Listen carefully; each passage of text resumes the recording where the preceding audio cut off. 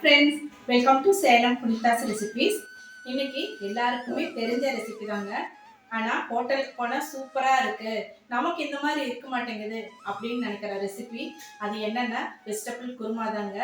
அதை நம்ம ஹோட்டல் டேஸ்ட்டை விட ரொம்பவே சூப்பராக நம்ம எஸ்பிஆர் ஹோம்மேட் மசாலாவை வச்சு எப்படி செய்யறது இந்த வீடியோவில் பார்ப்போம்.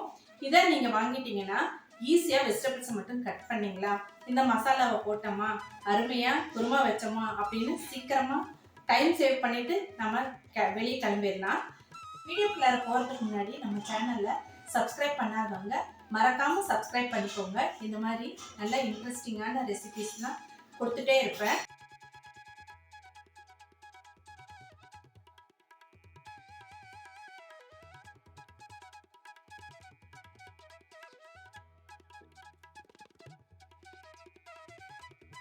ஃப்ரெண்ட்ஸ் பாருங்கள், நம்ம எஸ்பிஆர் ஹோம்மேட் மசாலாவோட குருமா மசாலா வச்சு செஞ்ச வெஜிடபிள் குருமா. இது நமக்கு சீசனில் கிடைக்கிற வெஜிடபிள்ஸை வச்சு ஈஸியாக ரெஸ்டாரண்ட் ஸ்டைலில் அதே டேஸ்ட்டில் அதே ஃப்ளேவரில் எப்படி செய்கிறதுன்னு இந்த வீடியோவில் பார்க்கலாம். இந்த குருமாவுக்கு நமக்கு பிரியமான காய்கறிகளை தேவையான ஷேப்பில் சைஸில் கட் பண்ணிக்கலாம். நான் இன்றைக்கி கேரட், உருளைக்கிழங்கு, பச்சை பட்டாணி, காலிஃப்ளவர் எல்லாமே சேர்த்துட்ருக்கேன். காலிஃப்ளவரை நல்லா சுடு தண்ணியில் போட்டு அதை வடிகட்டி வச்சுருக்கேன். எல்லா காய்கறிகளுமே 150 கிராம் எடுத்துகிட்ருக்கேங்க. இப்போ நம்ம உருளைக்கிழங்கு, கேரட், பச்சை பட்டாணி மூணையுமே ஒரு சின்ன குக்கரில் சேர்த்துட்டு அதுக்கு மட்டும் தேவையான அளவுக்கு உப்பு ஒரு அரை டீஸ்பூன் சேர்த்துட்டு ஒரு விசில் மட்டும் விட்டு எடுத்துக்கலாம். இப்போ தேங்காய் ஒரு அரை மூடி எடுத்துக்கலாம். அதை இந்த மாதிரி பல்லாக கீறிட்டு மிக்சி ஜாரில் சேர்த்துக்கலாம். சேர்த்துட்டு இது கூடவே நம்ம ஒரு 10-12 முந்திரி சேர்த்துக்கலாங்க. நல்லா நைஸாக அரைச்சிக்கலாம். இது தேங்காய் உடைச்ச தண்ணி, இதையும் சேர்த்து நம்ம அரைச்சிக்கலாம். நல்லா டேஸ்ட்டாக இருக்குங்க. நல்லா மை மாதிரி நல்லா நைஸாக அரைச்சாச்சு. தேங்காய் விழுது ரெடி. இப்போது பெரிய வெங்காயம் 150 கிராம், தக்காளி 150 கிராம். இந்த தக்காளியை நம்ம மிக்சி ஜாரில் சேர்த்துட்டு நம்ம பியூரியாக அரைச்சிக்கலாம். இப்போ பாருங்கள், காய்கறிகள்லாம் வெந்துருச்சு. பச்சை பட்டாணி கரெக்டாக வெந்திருக்கு. அதே மாதிரி கேரட்டும் பாருங்கள் கரெக்டாக வெந்திருக்கு. இந்த அளவுக்கு வெந்தாவே போதும். நம்ம ஒரு கடாய் எடுத்துக்கலாம். அதில் 3 டேபிள் ஸ்பூன் எண்ணெய் எடுத்துக்கலாம். காஞ்சதும் 2 ஏலக்காய், 2 சின்ன பட்டை, 2 லவங்கம் இதை சேர்த்துக்கலாம். சேர்த்துட்டு பொரிஞ்சதும் இது கூட நம்ம பொடியாக கட் பண்ண பெரிய வெங்காயம் சேர்த்துக்கலாம். நமக்கு வெங்காயம் பொன்னிறமாக ஆகணும்னு இல்லை, நமக்கு வெந்தாவே போதும்.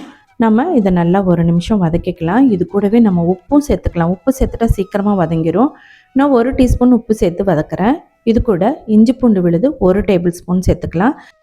ஒரு 30 செகண்ட்ஸ் வதக்கிட்டு நம்ம எஸ்பிஆர் ஹோம்மேட் மசாலாவோட குருமா மசாலா சேர்த்துக்கலாங்க.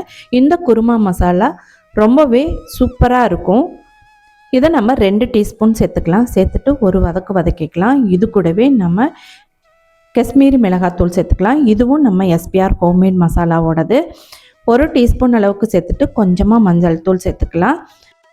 30 செகண்ட்ஸ் இதை நல்லா வதக்கிக்கலாம். இது கூட நம்ம சுடு தண்ணியில் போட்டு வடிகட்டி வச்சுருக்கிற காலிஃப்ளவரை சேர்த்துக்கலாம். காலிஃப்ளவரை நம்ம சுத்தம் பண்ணுறதுக்காக தாங்க சுடு தண்ணியில் சேர்த்துறோம். நல்லா கொதிக்கிற தண்ணியில் கொஞ்சம் உப்பு சேர்த்துட்டு இந்த காலிஃப்ளவரை போட்டு ஒரு 10 நிமிஷம் மூடி வச்சுட்டு நம்ம வடிகட்டி எடுத்து வச்சுக்கலாம். இப்போ நல்லா நம்ம கலந்தாச்சு. இது கூட நம்ம அரைச்சி வச்சுருக்கிற தக்காளி பியூரியை சேர்த்துக்கிட்டு நல்லா வதக்கிக்கலாம். கூடவே 2 பச்சை மிளகாவும் சேர்த்துக்கலாங்க. இப்போ நல்லா வதக்கியாச்சு. இப்போ நம்ம வேக வச்ச காய்கறிகளை சேர்த்துக்கலாம். இதை நம்ம நல்லா மிக்ஸ் பண்ணிக்கலாங்க. நம்ம மிக்ஸ் பண்ணுறப்பவே பாருங்கள் நல்ல வாசனையாக இருக்குது, நல்ல கலர்ஃபுல்லாகவும் இருக்குது பார்த்திங்களா. இது கூட நம்ம இப்போது நல்லா அரைச்ச தேங்காய் பேஸ்ட்டு சேர்த்துக்கலாம். கொஞ்சமாக தண்ணி சேர்த்துக்கலாம். நிறைய தண்ணி சேர்த்த வேண்டாம், கொஞ்சமாக இருந்தாவே போதும். குருமா நமக்கு கெட்டியாக தாங்க இருக்கணும். இது கூட 1 டீஸ்பூன் அளவுக்கு தனியா பவுடர் சேர்த்துக்கலாங்க. சேர்த்துட்டு நம்ம நல்லா கலந்து விட்டுறலாம். கூடவே நம்ம 1 டீஸ்பூன் பொட்டுக்கடலை தூள் சேர்த்துக்கலாம். இந்த பொட்டுக்கடலை தூள் எதுக்காக சேர்த்துறோம் அப்படின்னா, நம்ம தேங்காய் மட்டும் அரைச்சி ஊற்றுனதுனால கொஞ்சம் தண்ணி மாதிரி இருக்கும். நம்ம பிளேட்டில் ஊற்றினா கூட தண்ணி தனியாக பிரியும். நம்ம பொட்டுக்கடலை தூள் சேர்த்துனா அந்த மாதிரி இருக்காது, நல்லா கெட்டித்தன்மை கொடுக்கும். அதே சமயம் டேஸ்ட்டும் நல்லா இருக்குங்க. நீங்கள் செஞ்சு பாருங்கள். இந்த மாதிரி ஏதாவது தண்ணியாக இருக்கிற குழம்புக்கு இந்த மாதிரி பொட்டுக்கடலை தூள் சேர்த்து பாருங்கள். டேஸ்ட்டில் எந்த மாற்றமும் இருக்காது, ரொம்பவே நல்லாயிருக்கும். கடைசியாக நம்ம கொஞ்சமாக ஒரு 4-5 இலை புதினா கொஞ்சமாக கொத்தமல்லி தழை நல்லா பொடியாக கட் பண்ணி சேர்த்துக்கலாம். இப்போ பாருங்கள், சூப்பராக நமக்கு ரெஸ்டாரண்ட் ஸ்டைல் குருமா ரெடி ஆகிடுச்சு. இந்த குருமாவை பிளெயின் ரைஸோட கலந்து சாப்பிடவும் சூப்பராக இருக்கும். ஃப்ரைட் ரைஸ், ஜீரா ரைஸ் இது கூடயும் கலந்து சாப்பிட்லாம், ரொம்பவே நல்லாயிருக்கும். இட்லி, தோசை, சப்பாத்தி, பரோட்டா, நான், ஃபுல்கா இந்த மாதிரி எல்லாத்துக்கூடையும் நம்ம இதை சேர்த்து சாப்பிட்லாம். ரொம்ப ரொம்ப அருமையாக இருக்கும். நீங்களும் வீட்டில் இந்த அளவுகளை வச்சு செஞ்சு பாருங்கள், உங்களுக்கும் சூப்பராக வரும். இந்த வீடியோ உங்களுக்கு ரொம்பவே யூஸ்ஃபுல்லாக இருந்திருக்குன்னு நினைக்கிறேன்.